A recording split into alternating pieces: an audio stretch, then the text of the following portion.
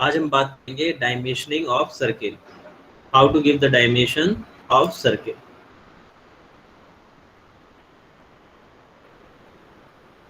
तो इसको शुरू करते हैं फिर। चलिए, इसमें अगर डायमेंशंस की बात करूँ तो सर्किल में हम डायमेंशंस कैसे देते हैं वो इसमें बताया गया है। देखिए, अगर डायमेंशन ये डायामीटर जो है सर्किल का छोटा है तो हम फाई 10 कुछ ऐसे दे सकते हैं। फाई किसे रिप्रेजेंट करता है? डायामीटर को, है ना, डायामीटर ऑफ सर्किल। अगर हम अच्छा, हमेशा फाई हम डिजिट के पहले लगाएंगे, फाई 15, फाई 10, फाई 20, ठीक है, पीछे नहीं लगाएंगे।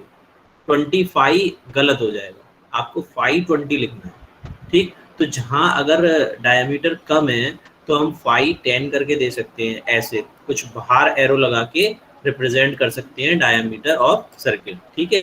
अगर कुछ बड़ा डायमीटर का सर्किल है तो कुछ हम इस तरीके से रिप्रेजेंट कर सकते हैं, यानी अंदर एरो लगा सकते हैं, जैसे कि इसमें दर्शाया गया है, ठीक। हम कुछ ऐसे भी डायमेंशन दे सकते हैं इसकी। अगर हमें 30 डायमीटर लिखना है, 530, तो हम ऐसे भी डायमेंशन सर्किल की देते हैं, बट इसे सेंटर में नहीं लिखेंगे, अदरवाइज ये ओवरलैप हो जाएगा सेंटर लाइन से, ठीक। हम कुछ इस तरीके से भी, है ना, यहाँ पर डायमीटर दिखा सकते हैं, दर्शा सकते हैं, ठीक। चलिए, अब dimensioning arcs and radii. Radii और आर्क में आप कैसे डायमेंशंस देंगे? तो देखिए, ये अगर आर 300 है तो इसका सेंटर यहाँ कहीं होगा, है ना, या फिर इसका सेंटर यहाँ कहीं होगा, ठीक। तो आप क्या करेंगे, जैसे अगर इसका सेंटर यहाँ है तो आप एक स्ट्रेट लाइन यहाँ से कुछ ऐसे दिखा सकते हैं, है ना। अगर आपको कुछ पास से दिखाना है, फॉर एग्जाम्पल यहाँ सेंटर था, तो आप यहाँ शीट के बाहर से लाइन नहीं खींच सकते, है ना। तो आपको क्या करना है, आप कुछ ऐसे दर्शा सकते हैं, ये ऐसे किया आपने, ये ऐसे कर दिया, है ना। तो इस वे में आप दिखा सकते हैं। अब यहाँ कहीं इसका सेंटर था और ये R25250 तो ईजिली ये शीट पे आ रहा था। अगर ये बाहर यहाँ चला जाता तो भी हम इसको कुछ ऐसे करके दर्शाते हैं ना, जैसे यहाँ इसने 300 को दर्शाया है। अब देखिए, ये इसका सेंटर यहाँ है R16, ये स्मॉल था, ये यहाँ सेंटर मिल रहा है, तो ईजिली हमने इसको ऐसे शो कर दिया। तो सारी रेडियाई को हम कुछ इस तरीके से दर्शाएंगे। अब देखिए, कोई कॉर्ड है, अगर उसको डायमेंशन दिखानी है आपको तो हम कुछ ऐसे दिखा सकते हैं, है ना, कुछ ऐसे आर्क के शेप में दिखा सकते हैं। अगर कोई आर्क ऐसे है तो हम उसे फिर ऐसे दर्शाएंगे डायमेंशन को, है ना। इसके डायमेंशन कितनी है? 60 है, ठीक। ये कुछ और रेडियाई के इसने एग्जाम्पल दिखाए, देखिए ये यहाँ सेंटर से 17 है तो इसने ये दिखाया हुआ है।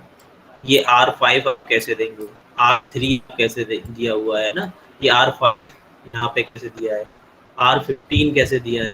तो ये सारी डायमेंशन इसने आर्क की दिखाई हुई है ना, ये रेडियाई की दिखाई हुई है।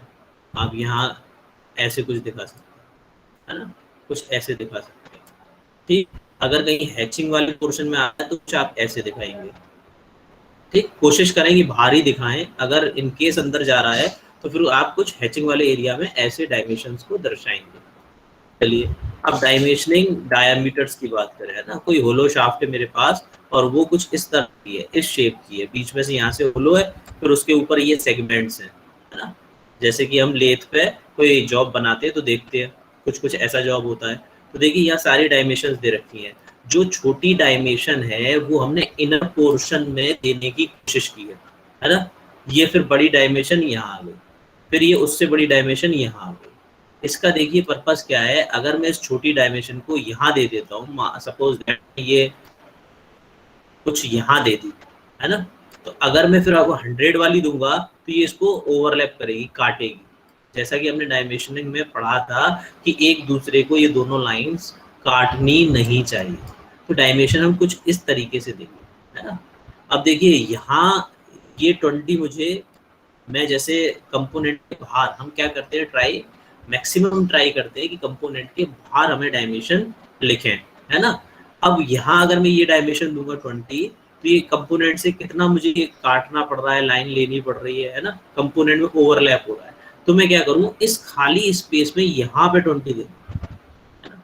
आप दे यहाँ भी सकते हैं, बट मोर अप्रोप्रिएट क्या है, यहाँ आप दे दें, है ना। अब ये देखिए, ये 580 इसने दे रखा है तो कुछ आप ऐसे दे सकते हैं। ये इसने रेडियस दिखा रखी है ना, ये R15 है, तो आप कुछ ऐसे दिखा सकते हैं। तो ये डायमेंशनिंग क्या होगी, डायामीटर में कोई होलो शाफ्ट है और डिफरेंट डिफरेंट डायामीटर्स हैं, तो आप कुछ डायमेंशन ऐसे देंगे। ठीक, चलिए अब बात करेंगे चैम्फर्स की। देखिए यहाँ मेरे पास एक शाफ्ट है, जैसा कि आपने लेथ पे काम किया है, लेथ में जब काम करते हैं तो आपको ये कुछ चैम्फर देने पड़ते हैं। तो ये चैम्फर है, यहाँ पे मेरे पास 2 चैम्फर है, तो मैं उन्हें कैसे डायमेंशन देता हूँ, ये 2x45 है ना, 2x45, इसमें क्या हो गया, ये 2 चैम्फर्स हो गए, है ना। ठीक, और ये जो एंगल है इसका, ये क्या कह रहा है, एक चैम्फर ये हो गया, दूसरा चैम्फर ये हो गया, और ये जो एंगल है, ये वाला एंगल जो है, ये कितना है 45 डिग्री। ये वाला एंगल दोनों साइड कितना है 45 डिग्री। तो आप अगर चैम्फर में डायमेंशनिंग दे रहे हैं तो क्या करेंगे, 2x45 डिग्री। तो इसका रिप्रेजेंटेशन ये हो जाएगा कि यहाँ जो इसकी चैम्फरिंग हमने दे रखी है, ये एंगल 45 डिग्री है। ठीक, दोनों साइड। अब देखिए यहाँ पे कुछ आप ऐसे भी दे सकते हैं, जैसे ये अंदर से इनसाइड आपको यहाँ से दिख रहा है 45 डिग्री, है ना। इसको अगर आगे बढ़ाऊंगा तो ये एंगल 45 डिग्री होगा, तो आप 2x45 डिग्री कुछ ऐसे दिखा सकते हैं। अच्छा, ये एंगल कुछ केसेस में चेंज भी हो जाएगा, ऑलमोस्ट एज यूजुअल 45 डिग्री रहता है, बट कुछ केसेस में ये चेंज भी हो सकता है, 20, 30 डिग्री, 35 डिग्री, ये भी हो सकता है। ठीक है, तो आप ऐसे भी दर्शा सकते हैं, है ना। इसने क्या क्या किया हुआ है, ये देखिए, ये 2 mm डेप्थ है अंदर, है ना, ये 2 mm डेप्थ है, और ये कितना है 30 डिग्री का एंगल है।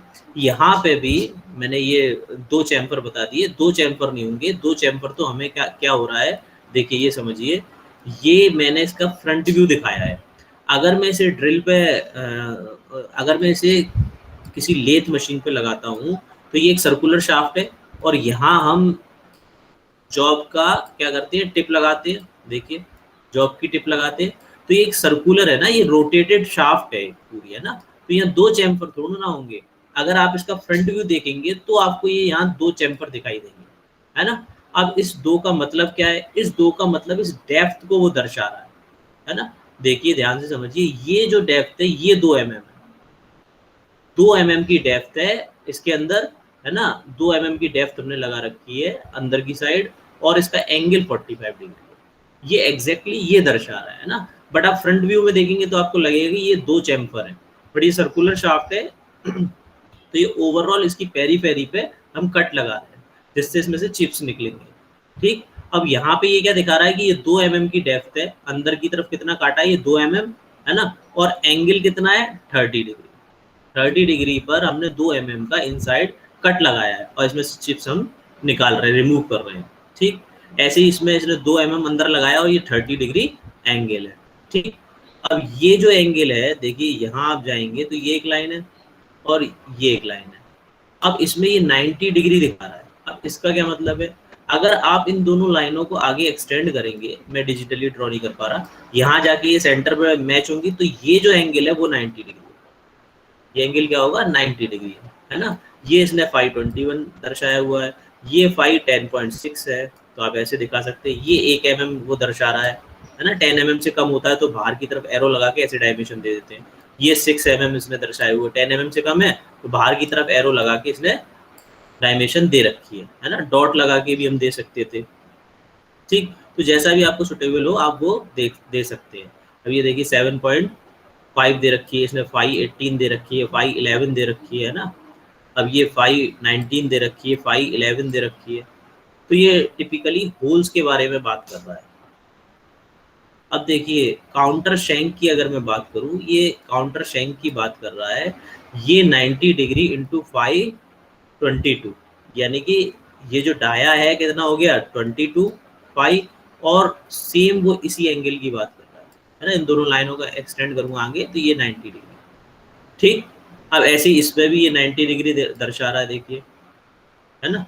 तो ये काउंटर शैंक जब हम पढ़ेंगे तो और अच्छा इसमें समझ में आएगा। फिलहाल इसकी डायमेंशंस की बात कर रहे हैं हम, तो ये यहाँ काउंटर शैंक का ये एंगल 90 है और इसका डायमीटर 5 है। ठीक है, चलिए तो इसमें जो भी प्रॉब्लम्स है, जो भी क्वेरीज है आपकी, पहले वो ले लेते हैं, उसके बाद फिर आगे सीखेंगे।